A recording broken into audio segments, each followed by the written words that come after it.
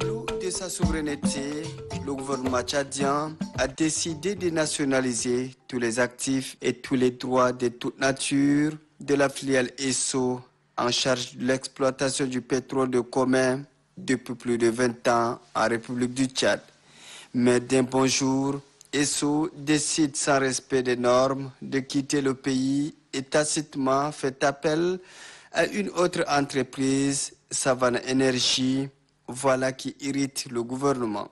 La réaction du gouvernement face à cette situation est l'adoption par le Conseil national de transition le 29 mars 2023, le projet de loi 003 portant nationalisation de tous les actifs et tous les droits de toute nature d'ESSO.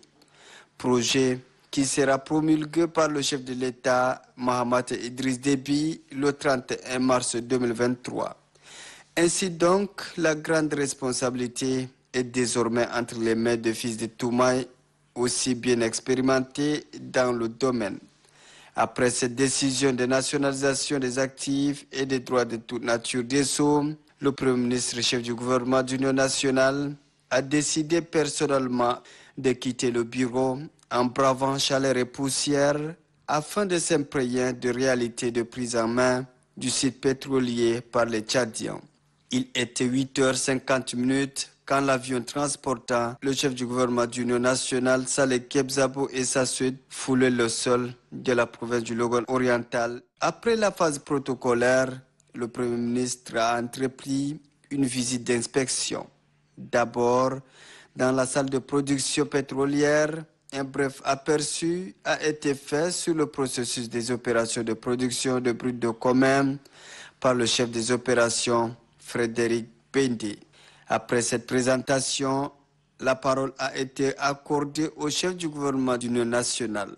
La décision du Tchad de nationaliser tous les actifs d'ESSO est historique et est mal nécessaire, a déclaré Saleh Kebzabo. On était dos au mur et c'était une décision qu'il fallait absolument prendre. Sinon, ça aurait été, je crois, un acte d'irresponsabilité, voire de trahison des dirigeants. On a donc pris cette décision historique. Et il était important que vous, ici à Comé, que vous ayez ce message gouvernemental en forme de message à la nation pour dire que nous avons arrêté ce processus. Nous avons dit stop. Ça ne peut pas continuer comme ça. Il était inadmissible d'accepter ce bradage national de richesse nationale sous cette forme-là. Que Exxon se fiche éperdument du gouvernement et du Tchad pour traiter dans notre dos comme si on n'existait pas ou comme si on était vraiment une portion congrue dans un système qu'eux ils maîtrisent et que nous on doit l'observer, marcher sur nous, aller traiter avec une autre compagnie dont d'ailleurs la viabilité, la fiabilité et autres n'étaient pas prouvées, sans le respect même des procédures juridiques. Je crois que pour Exxon, c'est une honte. Une grande compagnie mondiale comme celle-là ne peut pas se comporter de cette façon. C'était un Premier ministre aussi attentif à la question de traitement autrefois réservé aux travailleurs du site de pétrole de Comé. En tant que Tchadien, je me sentais vraiment tout à fait grugé par Exxon. Le traitement qui vous a été réservé avec tout le mépris que la direction générale a exercé sur vous. Vous avez tenu bon, j'ai suivi de bout en bout, pas dans les détails, mais en contact avec vos syndicats, vos représentants.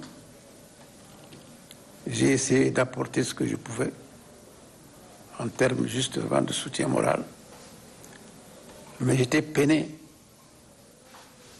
par le comportement de la directrice générale, qui vous traitait pour moins que rien. Et dans cette transaction, vous étiez vraiment l'agneau du sacrifice, mais dont je pense qu'elle est légitime, qu'elle est légale, elle est tout à l'honneur de notre pays. Le Premier ministre d'Union nationale, Saleh Kebzabo, s'était rendu ensuite dans la salle de contrôle qui reste l'épicentre dans la chaîne de production. Il a à chaque étape bénéficié des explications de techniciens. De là, il devrait assister à un acte jugé extrêmement grave posé par ExxonMobil sous un soleil accablant. Il s'agit de plusieurs puits abandonnés par cette filiale au péril de la population environnante et de l'environnement. C'est l'explication donnée par ces techniciens au Premier ministre. Partout, vous voyez la tête de puits laissée. De l'autre côté, il y en a partout. Là encore, vous avez la tête de puits, mais il y a des endroits où il n'y en a pas carrément. La surface n'est pas en bas, ce n'est pas bouché. Donc avec le temps, c'est possible que ce brut-là remonte pour contaminer la nappe phréatique qui aura des conséquences sur la population environnante.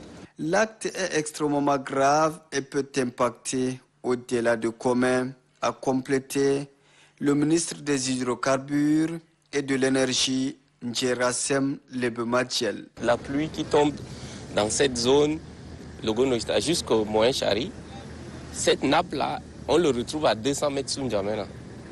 Et ça affleure un peu au nord du lac Tchad. Donc les nappes superficielles qu'on trouve à 2 mètres sont connectées ici. Donc vous imaginez que quelque chose arrive ici, c'est pas seulement, ça ne va pas être limité ici. Désagréablement surpris, Saleh Kebzabo a exprimé son indignation et a souligné un acte criminel de la part d'ExxonMobil. C'est encore la lutte environnementale qui prend le dessus. Et ça, je pense même que de la part d'Exxon, c'est criminel. C'est criminel parce qu'ils savent que dans les règles de l'art, telle disposition doivent être prises pour boucher les trous afin de limiter, non seulement limiter, d'annihiler toute possibilité de contact avec la nappe phréatique. De là, la délégation a pris la direction de Doba, où le chef du gouvernement était attendu pour une réunion de travail avec les autorités administratives civiles, militaires, leaders des organisations de la société civile, ainsi que les chefs traditionnels. Sur place à Doba, on pouvait lire sur le visage de plusieurs corps constitués qui attendaient près dans la salle de réunion du gouvernorat l'impatience dans l'attente du chef du gouvernement d'union nationale qui a un message à leur livrer. D'abord, dans son intervention, le gouverneur de la province du Logone oriental, Ahmad Daribazine, a parlé d'une visite historique qui marque la première sortie du Premier ministre Saleh Kebzabo dans cette province avant de relever quelques difficultés auxquelles est confrontée la province du Logone oriental ces dernières semaines. Le Logone oriental que vous avez bien voulu visiter est l'une des plus grandes villes qui a une population de plus de 1 600 000 habitants. Je voudrais particulièrement solliciter des moyens matériels conséquents afin de mettre à nos forces de défense et de sécurité de faire efficacement leur mission. Quelques interventions notamment du maire de Doba, Lamlengar Ngarsibey, du représentant des jeunes, de la représentante de femmes, ainsi que du représentant des chefs traditionnels ont également marqué cette réunion. Tous ont relevé la question de menaces sécuritaires, la promesse des autorités relatives à la construction des infrastructures routières qui, jusque-là, restent non exécutées et la cherté des vies. Au Logone oriental, le climat est bon enfant, mais surtout, la collaboration est sans pareil entre les autorités administratives civiles locales, militaires et l'instance judiciaire, a souligné la procureure de la République près le tribunal de grande instance de Doba, Madame Nadjilem Bombaito Nengaunti Colette. Le Premier ministre Saleh Kebzabo a pour sa part, lors de cette réunion de travail, mis l'accent sur la cohésion sociale et la coexistence pacifique. Le gouvernement doit s'investir pour que la reconstruction du pays soit une réalité. Dans les villes comme à la campagne, il y a une coexistence pacifique exemplaire que nous devons saluer et que nous devons renforcer. Dans les semaines qui viennent, nous allons organiser un grand dialogue sur les questions de coexistence pacifique entre les communautés pour que des conflits qui durent maintenant depuis de nombreuses années puissent prendre fin. Que les agriculteurs et les éleveurs en particulier puissent continuer de vivre ensemble dans l'harmonie comme par le passé, et c'est possible. Nous allons nous y atteler. Des solutions existent et elles seront mises en œuvre. Nous avons toute une série de questions relevant du développement par l'agriculture, par l'élevage. Vous voyez vous-même ces mesures qui commencent à porter leurs fruits. Le gouvernement est soucieux du bien-être social de toutes nos populations. Il faut que les fruits de l'expansion profitent à tout le monde. Il n'est donc pas question que dans ce système, il y ait des privilégiés et ceux qui ne le sont pas. Notre système que nous mettons en place va tendre donc à amenuiser de plus en plus les différences qu'il y a quand elles sont criantes dans la société. Mais c'est un programme gigantesque. Et un gouvernement de transition qui n'a que 2 ans d'existence ne peut pas réaliser tout le programme du cahier des charges. Mais néanmoins, pour ce qui concerne la reconstruction de l'État, la remise en route d'un État moderne, d'un État qui soit au service du développement, un État au service des populations, nous allons le faire. La question de la sécurité préoccupe tant le gouvernement d'union nationale, ce qui croit au travers des résolutions et recommandations prises au dialogue national inclusif et souverain en optant pour la voie des armes, se trompe largement d'époque, a mis en garde le Premier ministre Saleh Kebzabo. Le rôle d'un gouvernement, c'est de maintenir la sécurité partout dans le pays et aux frontières.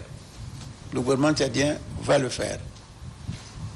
Je crois que ceux qui aujourd'hui veulent s'imposer par les armes se trompent d'époque.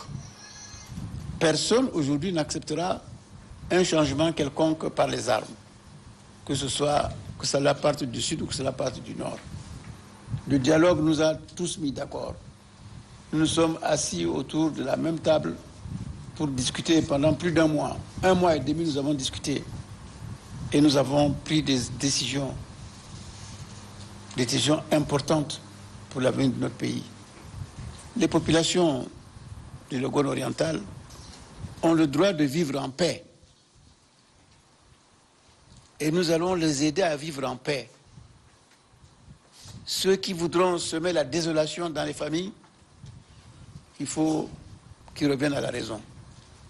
Et c'est à vous, leurs parents, présents dans cette salle, de relayer ce message pour dire que cette époque, elle est révolue à jamais. Nous sommes pour la démocratie. Par la démocratie, nous allons exprimer nos différences et nous y arriverons dans la liberté la plus totale et dans le respect de la parole que chacun voudra bien faire. Et donc je crois que lorsque certains veulent semer la désolation dans les campagnes, en allant attaquer des petits villages, en allant attaquer des marchés, en allant attaquer des ferriques, tout cela pour se préparer à la grande rébellion, je crois qu'ils se trompent. Ils se trompent parce que le gouvernement ne dort pas. C'est sur une note d'espoir et de satisfaction que le Premier ministre Saleh Kebzabo a pris congé de la foule pour prendre la route des communs. C'est de là qu'il a repris le vol pour N'Djamena, où il a été accueilli par les membres de son cabinet.